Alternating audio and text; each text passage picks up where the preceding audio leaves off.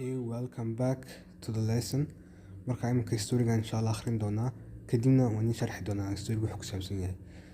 But first of all, historigan akhrin doonaa siduu u dhan yahay marka liyaad. So listen carefully. Bismillahirrahmanirrahim. Suhaib has a very busy lifestyle. Every day he gets up at 5:30 to work out in the gym and then he goes straight to work. He often has breakfast during his break at work. He also has to travel a lot, so he can't spend much time with his family and friends. The only time he has with his family is during the weekend. They often go out for dinner together.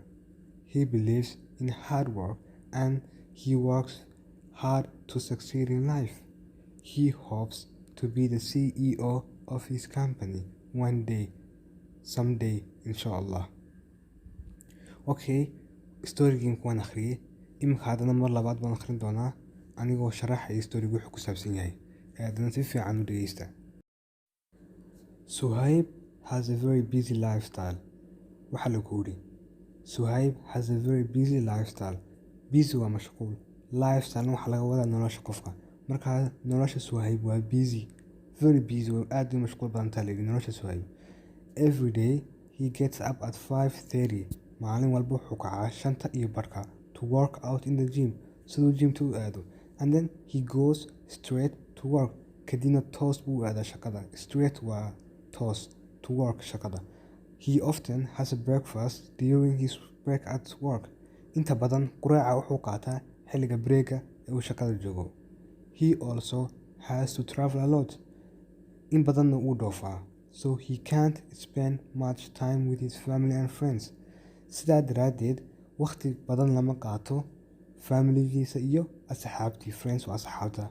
The only time he has with his family, waqti kaliya tuu familigiisa la qaato, is during the weekend. Waa xilliga the weekendka. The weekend waxaa laga wadaa Sabtida iyo Axadda maalimaha shaqada laga fadhiyo. Kadibna waxaa lagu yidhi they often go out for a dinner together. Inta badan waxay isku raacaan casho ay dhammaantood isku raacaan together waa dhammaan. He believes in hard work. Wuxuu aaminsan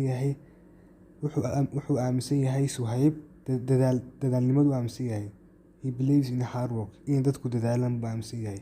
And he works hard to succeed in life. In badan uu dadaalo si nolosha ugu guuleysto. Succeed waa guusha. In life waa nolosha. He hopes wuxuu ku rajo qabaa to be the CEO of his company someday. Wuxuu ku rajo qabaa inuu noqdo CEO of his company someday. Company waa shirkadiisa. CEO na waa inuu ka noqdo madax shirkadiisa one day. CEO waxaa la yiraahdaa madax marka qofku madax meel ka yahay oo kale. Marka insha Allah wuxuu ku rajo qabaa inuu noqdo CEO of his company someday. Inuu madax ka noqdo shirkadiisa maalimaha ka mid ah hadduu Ilaahay gaarsiiyo insha Allah. Marka historigan waa story fiican oo ku baran kartid English. Okay, hadda waxaan isku day doonaa inaan barano vocabulary-gan ka baran story-gan kan soo akhrinay. Kelmadda koowaad busy mashquul ayaa laga wadaa. Number 2 lifestyle waxaa laga wadaa nolosha qofka ama nolol. Gets up marka lagu yiraahdo he gets up wuxuu kacaa ayaa laga wadaa. Wuxuu kacaa xilliga. He gets up early in the morning. Wuxuu kacaa aroorta xilli hore. Straight waxaa laga wadaa toos. Breakfast waxaa laga wadaa quraaca. During waxaa laga wadaa xilliga. During break time xilliga break time-ka. Travel waxaa laga wadaa safarka. Spend time waxaa laga wadaa waqtiga aad qof la qaadato ama dad la qaadato. Family waxaa laga wadaa qoyska. Friends waxaa laga wadaa asxaabta. Weekend waxaa laga wadaa dhammaadka usbuuca ee shaqada laga fadhiyo. Dinner waxaa laga wadaa cashada. Together waxaa laga wadaa wadajir. I came together with my friends. Asxaabtii waan la imid. Inkoo dhammaystiran. Wadajir baa laga wadaa marka. Belief waxaa laga wadaa aaminaad.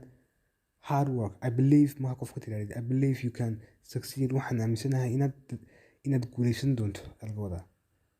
Hard work waa dadaalka. Success waa guusha. I hope you succeed in life. Waxaan ku rajaynayaa nolosha ku guuleysatid. Hope waa rajo. CEO waa madax.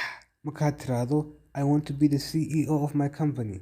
Waxaan rabaa inaan noqdo madax, inaan ka noqdo shirkadeyda, shirkadeyda. Company waxaa laga wadaa shirkad. Someday waxaa laga wadaa maalin kamid ah ayaa laga wadaa. Insha Allah, saas laga wadaa. Markaa vocabulary maanta barateen meel ku qora. Insha Allah, sentence isku day inaad ka samaysiin. Comments ku soo qora. Insha Allah waan iga eegi doonaa. Insha Allah, story badan baan akhrin doonaa saas. And trust me, you learn English. Don't worry. You will, and you're going to learn English, okay? Don't worry. You just need to work hard and stay consistent. You need to work hard, and then inshallah, at the end of the day, you're going to succeed, inshallah. So okay, cashirkeena maanta intaas ku ekaa.